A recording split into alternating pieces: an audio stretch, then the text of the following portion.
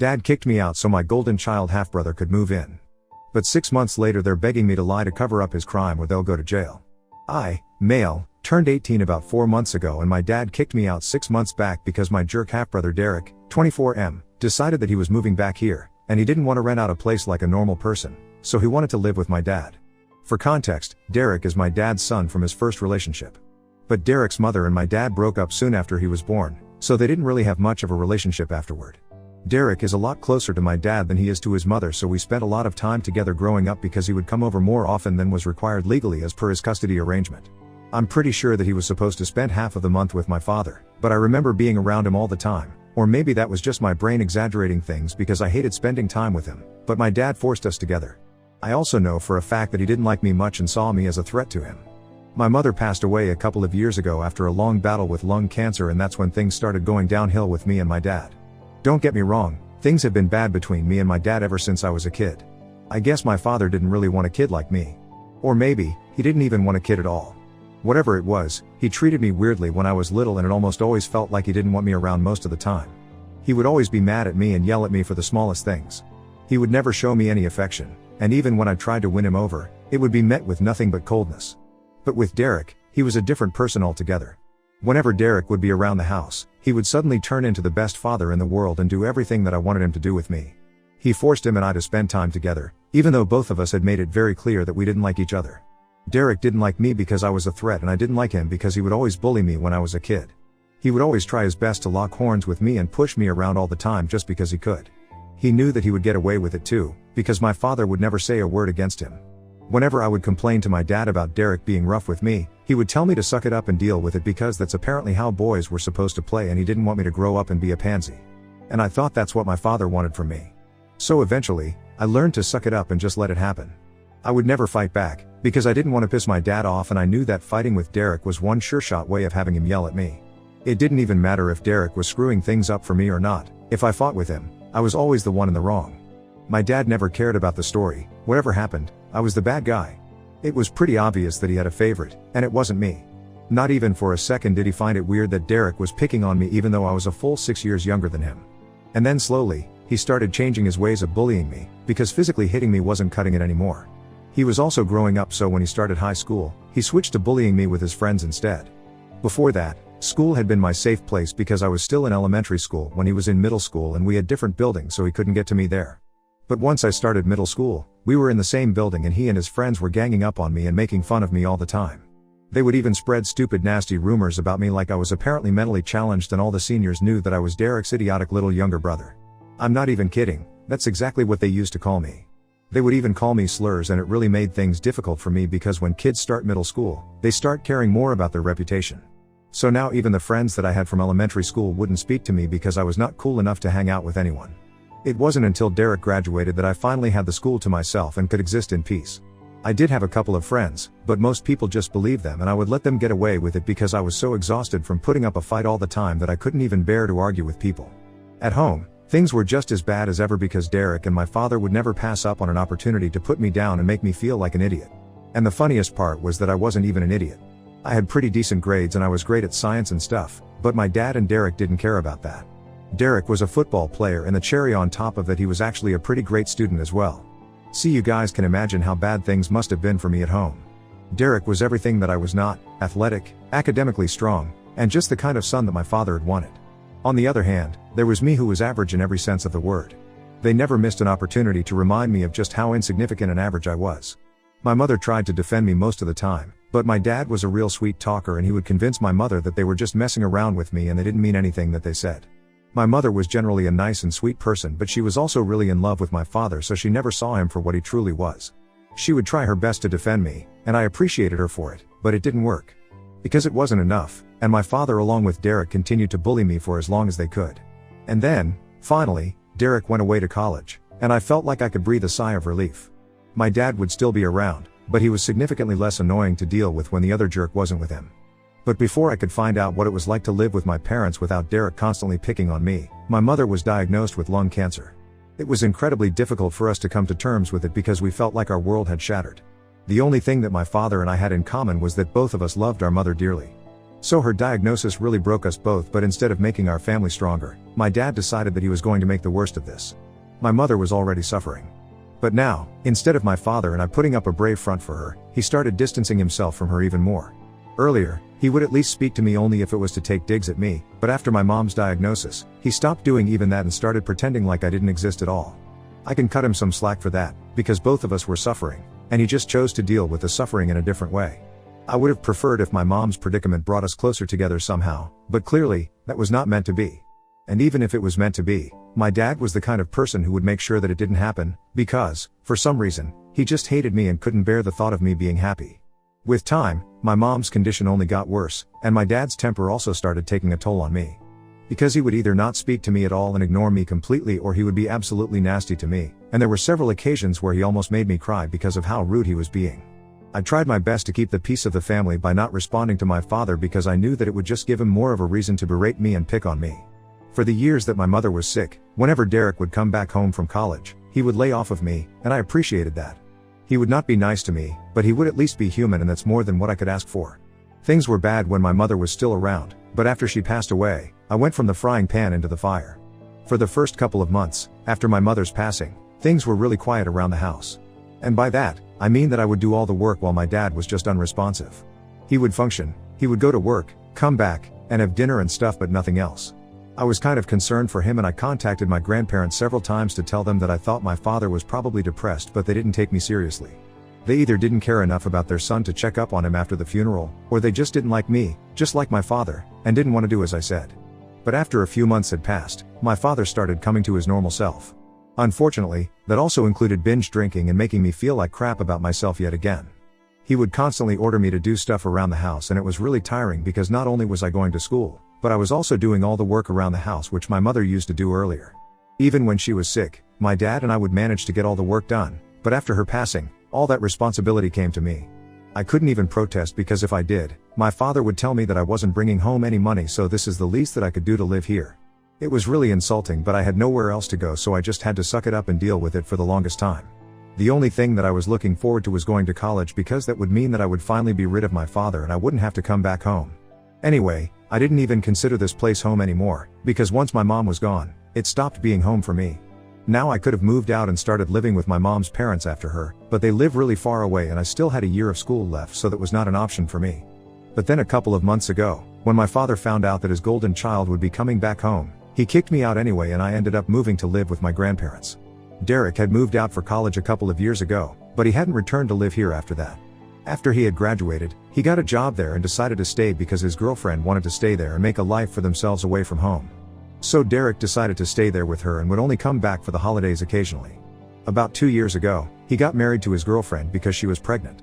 They had just graduated when they found out, and it seemed like pretty perfect timing, so they decided to get heat. I was invited to the wedding surprisingly, and just for that. One day, he did not terrorize me. My mother was also present there, in spite of her condition. Because even though he didn't like it, everybody liked my mom. And he wasn't particularly close to his own mother since she was kind of a bad mom. And I'm saying this because she was the kind of mother who just didn't care about their kid or having a relationship with their child. The woman was already in her 4th marriage by the time Derek got married, and it honestly appeared to me that her goal in life was to be rich. She worked and earned her own money, no doubt. But that was at the cost of her relationship with her son. I guess that explains why Derek was so attached to our father. He pretty much only had one parent who cared about him, and of course, he didn't want to share that parent with me. Anyway, Dad got married, and soon after, he had a kid as well. They have been living happily there for the past 2 years, but I don't know why. For some reason, 6 months ago, they decided to move back. My dad just informed me about it, like, 2 weeks before Derek was supposed to come home. He was really smug about it as well, and he sat me down one day and told me that I needed to find a place to live because Derek would be coming back home and I had to give up my room. We had 3 bedrooms, so I asked him why they couldn't just use the guest room.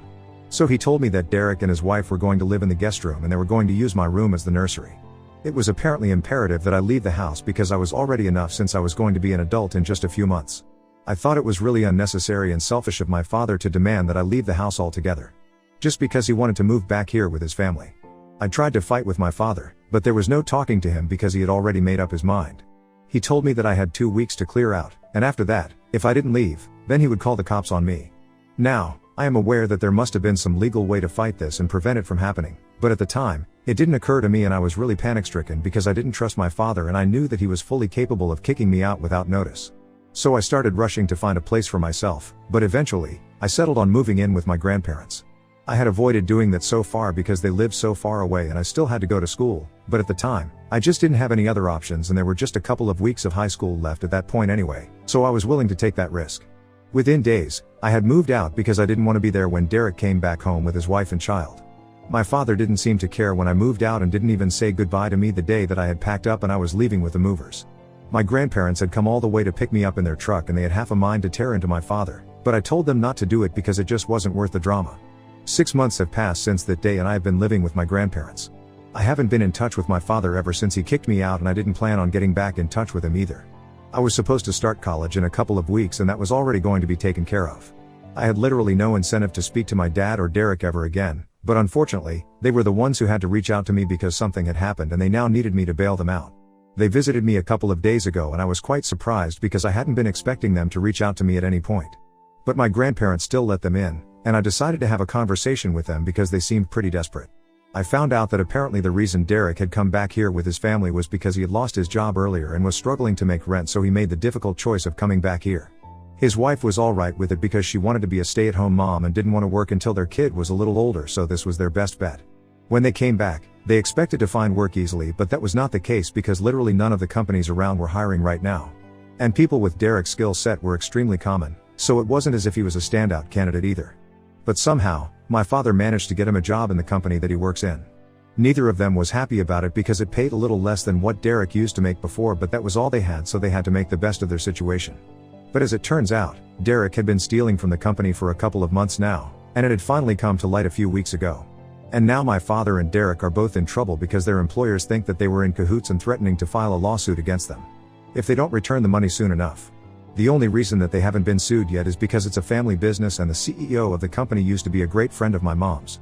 It's only out of respect for her that he hasn't filed a lawsuit against them yet for embezzlement, but he's not going to hold out for longer, and my father and Derek wanted me to help them out. They wanted me to claim that they needed the money for my college fund, which is why they had been stealing, and it was not for their own personal gain. My father believed that this would make him take it easy on us and buy them some time to return the money. They would still get fired, but at least they wouldn't end up going to prison because of this. They were counting on me to help them out and paint the perfect picture of being a poor little victim. I couldn't believe that they had the audacity to ask something like this of me after the way they had treated me their entire life. I said no almost instantly without even considering it because it was a crazy idea and I was pretty sure that it was not going to work. Their plan was simply ridiculous and I didn't want to be a part of it. When I told them that I didn't want to be a part of their plan, they started getting really agitated and told me that I had to help them out because there was a very real chance that they might end up going to jail and I couldn't let some petty grudge from years ago ruin their lives. So I told them that it wasn't a petty grudge, and it certainly wasn't from years ago. My father had only recently kicked me out and I hadn't even been a year since then, so I would say that it was pretty recent. But that wasn't even the main reason that I didn't want to help them. I just thought that their plan was really dishonest, and I actually happened to know the guy that my dad worked for. Like I said, my mother and he were really good friends and he also seemed to like me. He and my mother had pretty much grown up together and I used to refer to him as my uncle whenever he would come around when my mom was still alive. Even at her funeral, we had a nice conversation and we liked each other. My mom was actually the one who had told him to give my father a job in his company when my dad had been struggling. But instead of being thankful, not only had Derek decided to try and make a fool out of these people, but my dad was now trying to cover it all up and use me as a shield.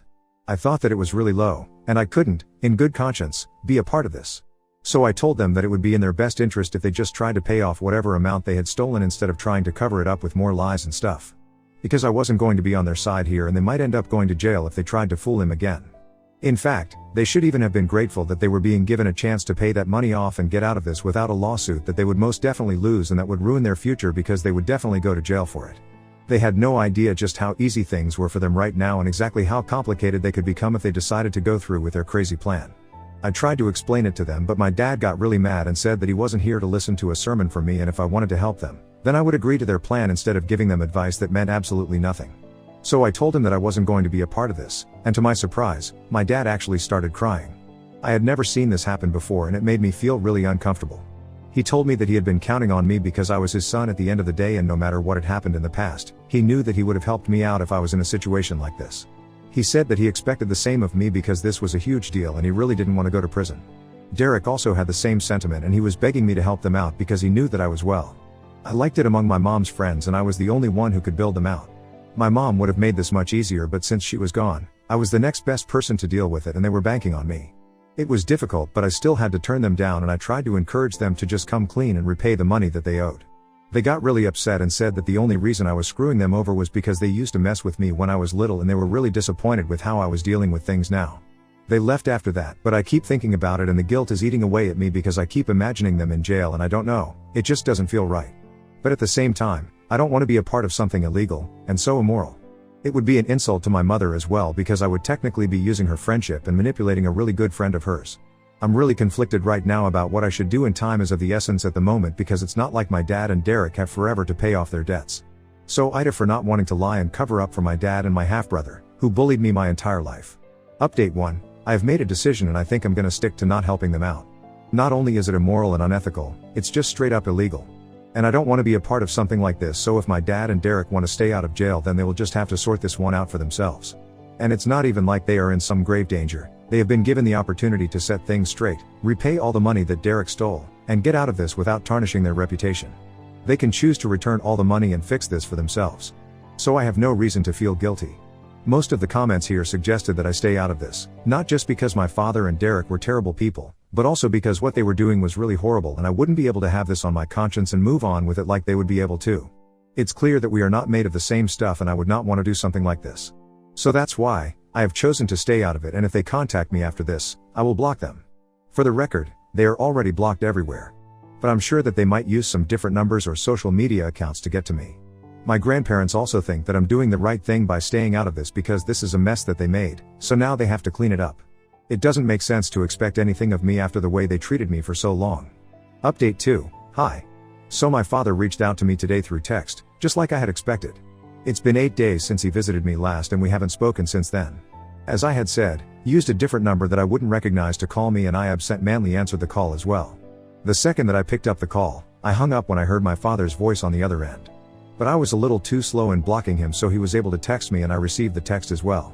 He messaged me saying that he knew that I didn't want to discuss this any further, but he and Derek were in huge trouble and really needed me to help him out because their employer was breathing down their neck and threatening them every single day to return the money or else he would file a lawsuit against them. It made me feel very guilty, but I texted him back and told him that I wouldn't be helping him and he really should start looking for other ways to return the money instead of running away from the problem. Then I blocked him and I hope that he understands where I'm coming from. Even if he doesn't understand it, I just hope that he does the right thing. I would hate to have a father in prison. Update 3. Hey, so I haven't heard back from my father yet, but my grandparents told me that they had got in touch with my mom's friend, the CEO, to ask him what he was planning to do. We haven't contacted him before because he's a busy man and we didn't want to try too hard, but we needed to know what was going on, and speaking to my father or Derek was not an option anymore. So my grandpa spoke to him, and he told us that he was still planning on filing a lawsuit if he didn't receive the money back in a couple of months.